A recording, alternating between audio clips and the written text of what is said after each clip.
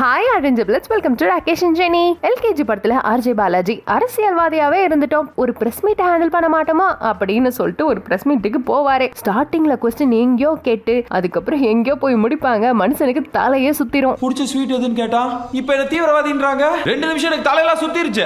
இதுக்கு மொத்தமும் நம்ம பிரியா ஆனந்த் தான் கைட் பண்ணுவாங்க படத்துல. ஆனா நிஜத்திலேயே அவங்களுக்கு இந்த மாதிரி ஒரு சம்பவம் நடந்திருக்கு. அவங்களுக்கு மட்டும் இல்ல, நம்ம வெங்கட் பிரபு அப்புறம் ஆக்டர் விக்ரம் இருக்காரு இல்லையா, எல்லாருக்குமே நடந்திருக்கு. ஆனா அவங்க இந்த விஷயம் எல்லாத்தையும் எவ்வளவு ஸ்மார்ட்டா ஹேண்டில் பண்ணாங்க அப்படின்றத இந்த வீடியோல பார்க்க போறோம். சரி வாங்க டக்குன்னு பார்க்கலாம் வாங்க.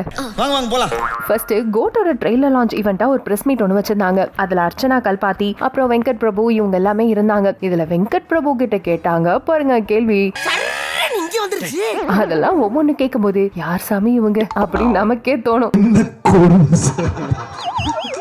பின்ன மாத்தி மாத்தி வெறுப்பேத்துறீங்க. இதுல ஃபர்ஸ்ட் ஒருத்தர் என்ன கேட்டார்னா, உங்க படத்தோட டைட்டில கோட்னு இங்கிலீஷ்ல வச்சிருக்கீங்க, ஆனா கடைசியா மருதமலை மாமணியே அப்படின்னு சொல்லிட்டு தமிழ் கடவுளோட பாட்டை போட்டிருக்கீங்க அப்படின்ற மாதிரி கேட்டாரு. ட்ரைலர்ல முடிக்கும் போது முருகர் தமிழ் கடவுள் பாட்டை வச்சு போட்டிருக்கீங்க. தமிழன் சார் நான்.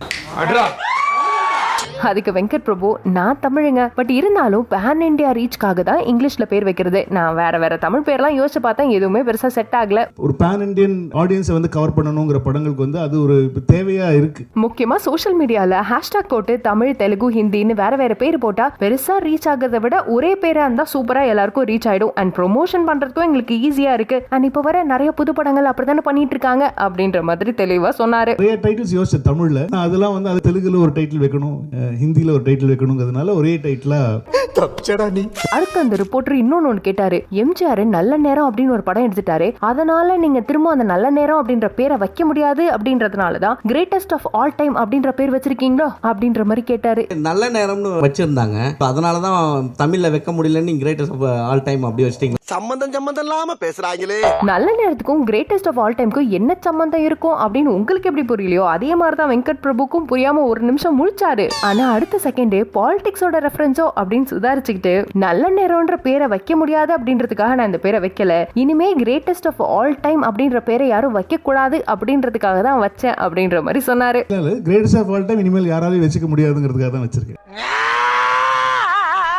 அடுத்த கேள்வி கேட்ட இந்த ரிப்போர்ட்டர் அவருக்கு புரியாத தெலுங்குலயோ இல்ல ஹிந்திலயோ இந்த ட்ரெய்லரை பார்த்திருக்காருன்னு நினைக்கிறேன். ஏன்னா இந்த ட்ரெய்லர் பார்க்கும்போது உங்க எல்லாருக்கும் என்ன புரிஞ்சுது, அப்பா விஜய் இருப்பாரு, பையன் விஜய் இருப்பாரு, செக்பா ஸ்டேடியம்ல பாம்பு வச்சிருப்பாங்க. அப்பா விஜய் வந்து தீவிரவாத தடுப்பு பிரிவுல முன்னாடி வேலை செஞ்சிருப்பாரு, இப்ப அவர் அந்த பாம்பை என்ன பண்ணாரு அப்படின்ற மாதிரி தானே உங்க எல்லாருக்கும் புரிஞ்சுது.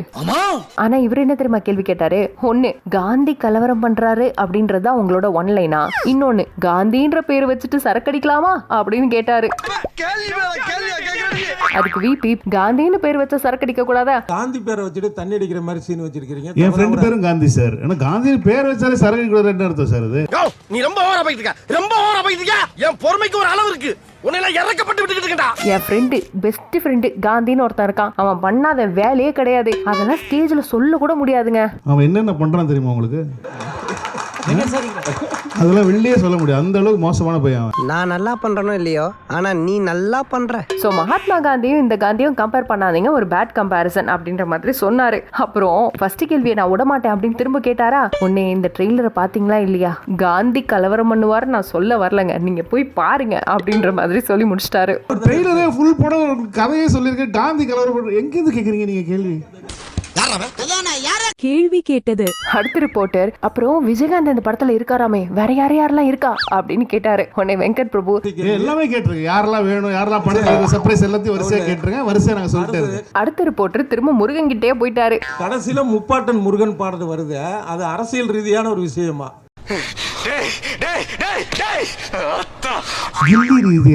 இந்த படத்துல நான் எந்த அரசியல் ரெஃபரன்ஸுமே வைக்கல, அண்ட் விஜயும் என்ன வைக்கணும்னு சொல்லவே இல்ல, சொல்ல போனா எனக்கு அந்த கோடி கூட என்னன்னு தெரியாதுங்க அப்படின்ற மாதிரி விபி சொன்னாரு. கில்லி படம் பாத்தீங்களா நீங்க? அந்த படத்துல வந்துச்சா, அந்த படத்துல ஏன் நீங்க அரசியல்னு கேட்கல? அப்ப அவர் கட்சி ஆரம்பிக்கல.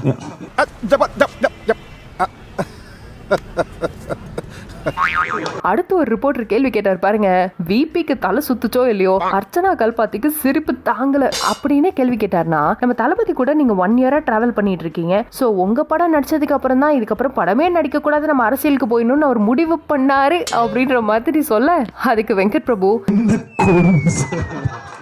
இதெல்லாம் கொஞ்சம் அநியாயமா இல்ல? உங்களுக்கே மனசாட்சி இல்லையா? இவனுங்க குட்டுக்கிற பிரஷர்ல நல்லவனே கெட்டவன் ஆயிடுவான். நானுமே ஒரு ஃபேனா படத்தை விட்டு போகாதீங்க அப்படின்ற மாதிரிலாம் சொன்னேன். ஆனா அரசியல்ல நான் அடுத்து இது பண்ணலாமா அது பண்ணலாமா நீ என்ன கேட்டுட்டாங்க அவர் பண்ணுவாரு, என்கிட்ட சிரிச்சிட்டு விட்டுட்டாருங்க அப்படின்ற மாதிரி சொன்னாரு. இப்பவாது 2 வார்த்தை பேசுங்கய்யா. நெக்ஸ்ட் ரிப்போர்ட்டர் கேட்ட கேள்வி ஒரு ஹைலைட் கொஸ்டின் கூட சொல்லலாம். அந்த ரிப்போர்ட்டர் 2 கொஸ்டின் கேட்டாரு. ட்ரெய்லர், போஸ்டர், ஃபர்ஸ்ட் லுக்னு எதையுமே பார்த்திருக்க மாட்டாரு போல. இந்த படத்துல ஏன் இளையராஜா சார் பாடல, அப்புறம் ட்ரெய்லர்ல திரிஷாவே காமிக்கல, உங்க மேல என்ன கோபம் இருக்கு? எனக்கு வெறி வர கூட இங்க இருந்து போயிடுறேன். உங்களுக்கு வெறியும் தான் போவேன். அதுக்கு விபி பெரியப்பா பாடுற மாதிரியான சிச்சுவேஷன் எங்கேயும் இந்த படத்துல அமையல, அதனால அவர் பாடல. அப்புறம் த்ரிஷ் அந்த படத்துல இருந்தா நல்லா தாங்க இருந்திருக்கும், ஆனா அவங்க இந்த படத்துல இல்லைன்னு நினைக்கிறேன் அப்படின்ற மாதிரி சொன்னாரு. திரிஷா அந்த படத்துல இருக்காங்களா அவரே கன்ஃபியூஸ் ஆயிட்டாரு. தெரியல, இருந்தா நல்லதா இருக்கும். எனக்கு தெரிஞ்ச அந்த ரிப்போர்ட்டர் லியோ படம் வந்தப்ப கோமால போயிருப்பாருன்னு நினைக்கிறேன். எவ்வளவு நாள் ஆச்சு? ஜஸ்ட் 16 வருஷம்டா. அதனால விஜய் த்ரிஷா ஜோடி அப்படின்ற ஞாபகத்திலே இருக்காரு இன்னும். அடுத்த கேள்வி கேட்ட அந்த ரிப்போர்ட்டர் நம்ம தளபதியோட தீவிர ஃபேன்னு நினைக்கிறேன். தமிழக மக்கள் கழகத்துல யாரு உங்க குடும்பத்துல இருந்து எம்எல்ஏ ஆக போறாங்க அப்படின்ற மாதிரி ஒரு கேள்வி கேட்டாரு. மூதி டென்ஷன்ல வளராது. வெயிட் பண்ணுங்க. என்ன திட்டத்துக்கு முன்னாடி அந்த ரிப்போர்ட்டர் தான் தமிழக வெற்றி கழகத்தை தமிழக மக்கள் கழகம்னு சொன்னாரு. தமிழக மக்கள் கழகம் தலைவர்கிட்ட வந்து படம் பண்ணிருக்கீங்க. உங்க ஃபேமிலியில இருந்து தமிழக மக்கள் கழகத்துல ஒரு எம்எல்ஏ வருவாரா? தமிழக மக்கள் கழகம். உடனே நம்ம பிரேம்ஜியும் எழுந்து வணக்கத்தை போட, எங்க குடும்பத்துல நார்மலாவே இந்த மாதிரி ஏதாவது ஒரு ஆடு வேணும் அப்படின்னா என்னத்தான் அனுப்புவாங்க அப்படின்ற மாதிரி அவர் சொல்லாம சொன்னாரு. எம்எல்ஏ வருவாரா? இவனா கண்டவங்கட்டெல்லாம் இன்ட்ரோ듀ஸ் பண்ணி என் இமேஜை கெடுத்துட்டீங்க. அப்புறம் நம்ம விபியும் அவர்தான் அப்படின்ற மாதிரி கையை காட்டிட்டு, இந்த கேள்வியெல்லாம் ஏங்க என்கிட்ட கேக்குறீங்க, தளபதி கிட்ட தானே கேட்கணும். எங்க குடும்பத்துல இருந்து யார் வர போறாங்க நாங்க பேசி முடிவு பண்ணிக்கிறோம். உங்க குடும்பத்துல இருந்து யார் வரா நாங்க ஏதாவது கேள்வி கேட்டோமா? அண்ணே கொந்தளிச்சாதீங்க அண்ணே, பொறுமையா கடப்பிடிங்க. என்னோட தலைவனை வச்சு நீங்க படம் எடுத்தீங்க. உங்க வேலை கேட்க முடியும். படத்தை பத்தி என்ஜாய் பண்ணுங்க. தலைவரோட கட்சி பேரே தப்பா சொல்றாரு. சரி ஓகே. அந்த பிரஸ் மீட்லாம் அவ்வளவு அமோகமா போக, நம்ம விக்ரமோட தங்கலான் படம் இருக்கு இல்லையா, அந்த பிரஸ் மீட்ல ஒருத்தர் விக்ரம் கிட்ட கேள்வி கேட்டாரு. நீங்க அந்த டாப் 3 ஹீரோஸ், அதாவது விஜய், அஜித், சூர்யா, இந்த லிஸ்ட்ல நீங்க வரவே இல்லையே, அதுல உங்களுக்கு ஏதாவது வருத்தம் இருக்கா அப்படின்ற மாதிரி கேட்க, நம்ம விக்ரம்க்கு கோபம் வந்தாலும் அதை பயங்கர ஜென்டலா ஹேண்டில் பண்ணாரு. உங்களுக்கு என்னோட ரசிகர் பட்டாளம் பத்தி தெரியல. பட்டாளம் பத்தி உங்களுக்கு தெரியல. பாடி கார்ட் கிளீனிங் அவங்க நீங்க வந்து தியேட்டர்ல பாருங்க.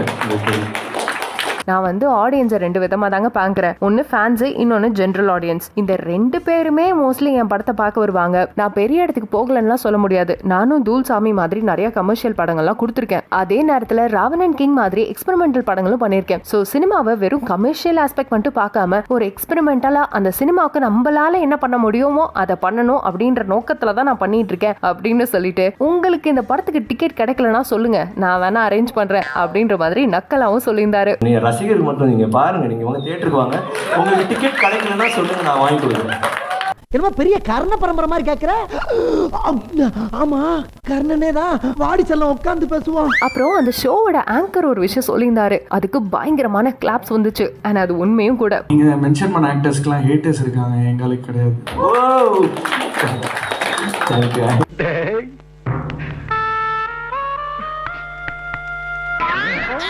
ஏன் நம்ம சூப்பர் ஸ்டார் ரஜினிகாந்த் கூட எனக்கு அடுத்து விக்ரம் தான் சூப்பர் ஸ்டார் அப்படின்னு அவரு வாயாலே சொன்னாரு. இதெல்லாம் கணக்குல எடுத்துக்க மாட்டீங்களோ? ஆனா இவ்வளவு நடந்ததுக்கு அப்புறம் அந்த ரிப்போர்ட்டர் கேள்வி கேட்காம விட்டுலாமா? அதனால விக்ரமே ஒரு கேள்வி கேட்டாரு. சரி, உங்களுக்கு யாருங்க ரொம்ப பிடிக்கும், நீங்க யாரோட ஃபேனுங்க, அதை சொல்லுங்க அப்படின்ற மாதிரி கேட்டாரு. அந்த ரிப்போர்ட்டர் என்ன சொன்னார்னா, அவருக்கு பிடிச்ச ஹீரோ அப்பாவா, பிடிச்ச ஹீரோயின் அம்மாவா. உடனே பக்கத்துல இருக்கவங்களா, ஏன் நீங்க ஒய்ஃபை சொல்லல அப்படின்னு கேட்க,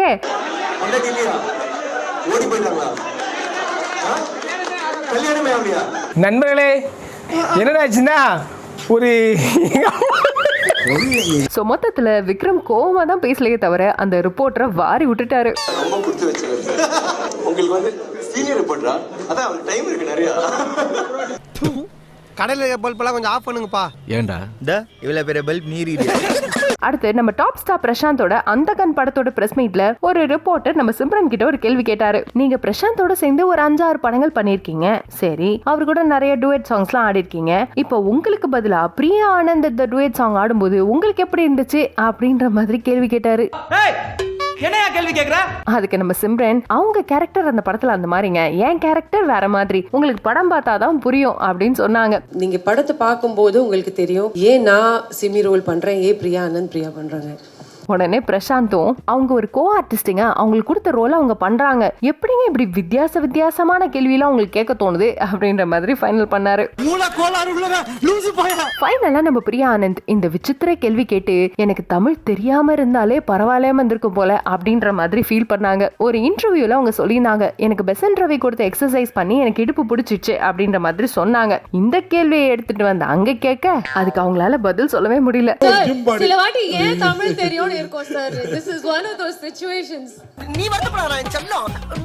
உடனே தியாகராஜன் அவர்கள் வாங்கி பதில் சொன்னாங்க, எங்க லேடிஸ்லாம் அதிகமா ஒர்க் அவுட் பண்ணதில்ல, ஜென்ஸ் எல்லாம் அடிக்கடி ஒர்க் அவுட் பண்ணுவாங்க, அவங்களுக்கு புதுசா பண்ணதுனால இடுப்பு பிடிச்சிச்சு அப்படின்ற மாதிரி சொன்னாங்க. இத போய் ஒரு பெரிய விஷயமா கேக்குறீங்களேன்னு சொல்ல பெசன்ட் ரவி உடனே மைக்க வாங்கி, ஏன்பா உனக்கு வேணா ஒர்க் அவுட் வேணுமா, ஒர்க் அவுட் பண்றியா அப்படின்ற மாதிரி கேட்டாரு. நீங்க கூட வாங்க, சூப்பர் நிறைய வெயிட் போடுறீங்க, வாங்க உங்க எக்ஸசைஸ் பண்ணலாம். வெளிய வா, மம்பட்டி விட்டு நடுமண்டு கொடுக்கறியா? ஓகே ஆரஞ்சு பிளட்ஸ், இந்த மாதிரி வினோதமான क्वेश्चन கேட்டாதான் நம்மள பிரஸ்ஸனே ஒத்துப்பாங்க அப்படின்றதுக்காகவே இந்த மாதிரி வினோதமா क्वेश्चन கேக்குற மாதிரி உங்கள எத்தனை பேருக்கு தோணுது அப்படின்றத மறக்காம கமெண்ட்ல சொல்லுங்க. See you all in next video. Until then, tata bye bye from Rakesh and Jenny. Bye.